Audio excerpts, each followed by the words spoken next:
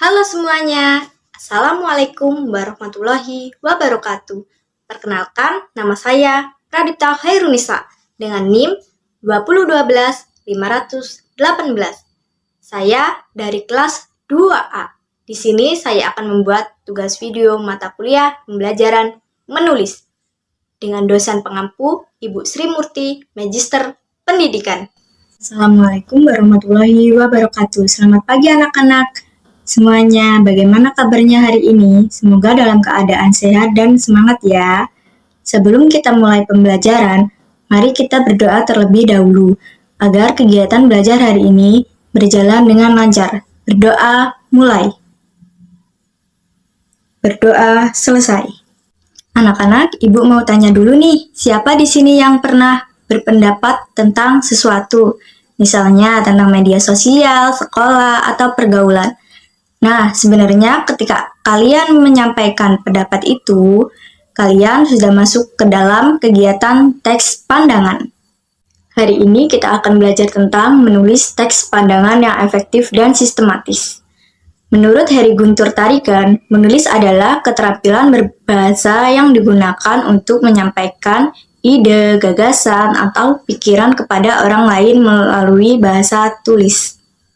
Jadi, teks pandangan adalah tulisan yang berisi pendapat atau opini kita terhadap suatu masalah. Jadi, tujuan kita menulis teks pandangan ini yaitu, yang pertama anak-anak, yaitu menyampaikan pendapat secara tertulis. Yang kedua, meyakinkan pembaca terhadap suatu gagasan. Yang ketiga, melatih kemampuan berpikir kritis. Yang keempat, memberikan solusi terhadap suatu masalah.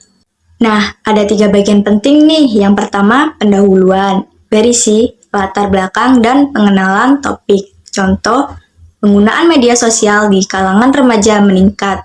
Yang kedua, isi atau argumen, berisi pendapat kita, alasan, dan fakta pendukung.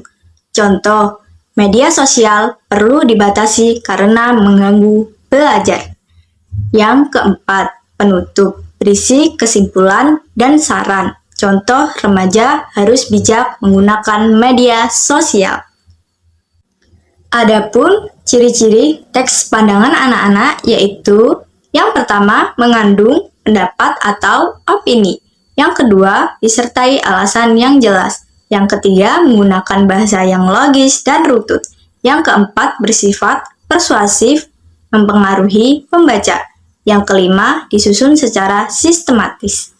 Dan kaidah kebahasaan yaitu, yang pertama, menggunakan kata baku. Yang kedua, menggunakan kalimat efektif. Yang ketiga, menggunakan kata hubung atau konjungsi. Yang keempat, menggunakan kata opini. Sekarang kita tidak langsung menulis ya, tapi kita pakai proses. Tahap pertama yaitu anak-anak pra-menulis. Anak-anak sekarang silakan tentukan topik. Contohnya media sosial, pendidikan, atau lingkungan. Lalu tuliskan ide-ide kalian secara bebas. Tidak perlu rapi dulu ya.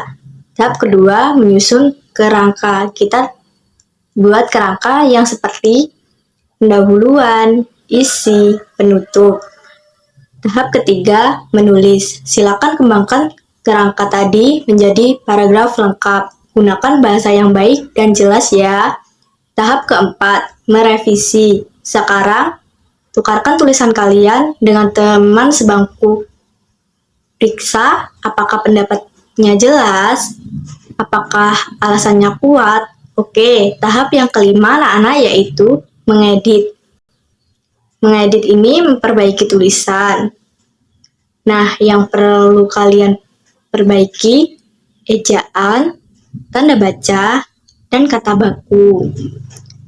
Dan yang tahap terakhir, publikasi. Siapa yang mau membacakan hasil tulisannya di depan kelas? Baik anak-anak, dari pembelajaran hari ini, kita dapat menyimpulkan bahwa menulis teks pandangan harus dilakukan secara bertahap, mulai dari ide, kerangka, menulis, hingga revisi. Sekarang Ibu mau tanya, bagian mana yang menurut kalian paling sulit saat menulis? Terima kasih atas perhatian kalian hari ini. Tetap semangat belajarnya ya. Ibu akhiri pembelajaran pada hari ini. Wassalamualaikum warahmatullahi wabarakatuh.